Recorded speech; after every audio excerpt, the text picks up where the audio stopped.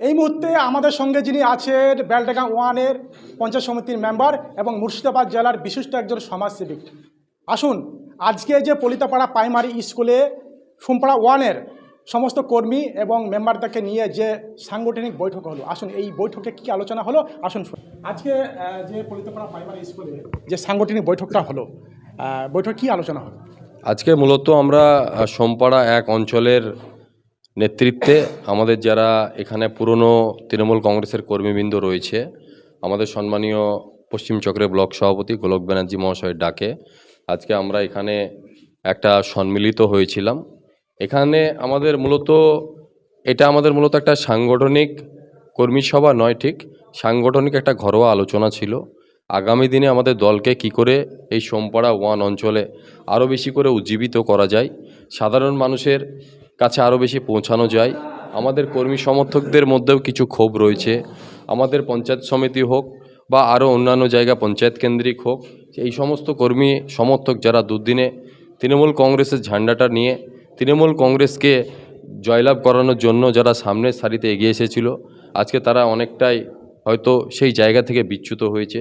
সেই কর্মী সমর্থকদের ক্ষোভও আমাদের সঙ্গে বিস্তারিত আলোচনা হলো এবং আমরা এটা সুনিশ্চিত করছি যে আপনাদের চ্যানেলের মাধ্যমেই ফেব্রুয়ারি মাসের মধ্যেই আমরা বেলডাঙ্গা 2 ব্লকে যে অস্থিরতা, বেলডাঙ্গা 2 ব্লকে যেভাবে একটা প্রকৃত যে সাধারণ মানুষের ঘরের যে একজন প্রকৃত ঘর প্রাপককে নাম বাদ দিয়ে একজন দোতলা বাড়ি যে মোটেই এই এলিজেবল তালিকায় থাকা উচিত নয়, তার নাম সংযোজন করা হয়েছে।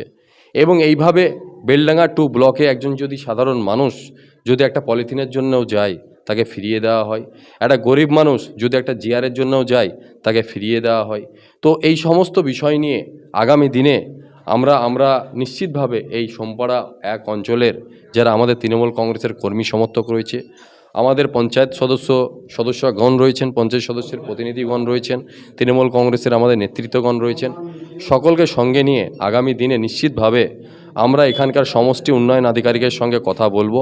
কেন সোমপাড়া এক অঞ্চলের যারা সাধারণ একদম নিম্নবিত্ত শ্রেণীর মানুষকে এই ঘরের তালিকা থেকে বাদ দেওয়া হয়েছে, এবং কেন আমরা যেটা এই কর্মীদের মধ্যে দিয়ে আমরা জানতে পাচ্ছি যে আবাস যোজনায় প্রকৃত প্রাপকদেরকে একদম সম্পূর্ণ অন্যায়ভাবে তারা শুধুমাত্র এমএলএ সাহেবের পক্ষে থাকায় তাদের নাম এই তালিকায় বাদ করা হয়েছে।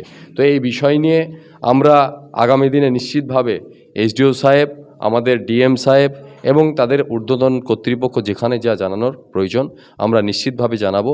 এবং আমরা একটা কথা জোর গলায় বলতে পারি যে এই সোমপাড়া এক অঞ্চলের মাটি 2019 সালেও তিনারা প্রমাণ করেছেন যে লোকসভা নির্বাচনে এই এলাকায় এই মানুষ তৃণমূল কংগ্রেসের প্রতি আস্থাশীল।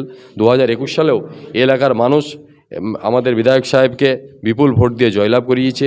2024 সালে আমাদের যে লোকসভা নির্বাচন, সেই লোকসভা নির্বাচনেও এই এলাকা থেকে আমরা ব্যাপক হারে সাফল্য লাভ করেছি। এই তৃণমূল কংগ্রেসের যারা কর্মী সমর্থক রয়েছেন, এই তার দুদিনে যারা আমাদের এই এলাকায় আমাদের দলকে সমৃদ্ধ করেছেন, তাদেরকে সঙ্গে নিয়ে আজকে একটা ঘরোয়া আলোচনা হলো আগামী দিনে আমরা কিভাবে সোমপাড়া এক অঞ্চলে আরও বেশি আমাদের তৃণমূল কংগ্রেসের সংগঠনকে উজ্জীবিত করা যায়। এবং আগামী দিনে আমরা এখানে একটা আলোচনা হলো পঞ্চায়েত সমিতি ভিত্তিক। আগামী দিনে আমরা প্রত্যেকটা 3টে পঞ্চায়েত সমিতিও রয়েছে, সেই 3টে পঞ্চায়েত সমিতি নিয়ে আমরা আগামী দিনে আরও 3টে মিটিং করব।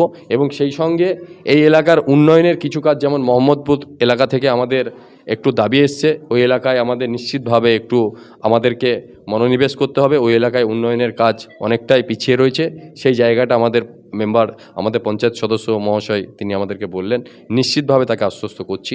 সোমপাড়া ওয়ান অঞ্চলে আমরা যেমন আগুঝিপাড়ায় কবরস্থানে প্রায় 7.5 লক্ষ টাকার উপর দিয়েছি, পলিতাপাড়ায় আমরা ড্রেনের রাস্তার কাজের জন্য আমরা প্রায় 3.5 লক্ষ টাকা ব্যয় করেছি। সমস্ত কাজের শুভ শিলান্যাস এই মাসের মধ্যে হবে।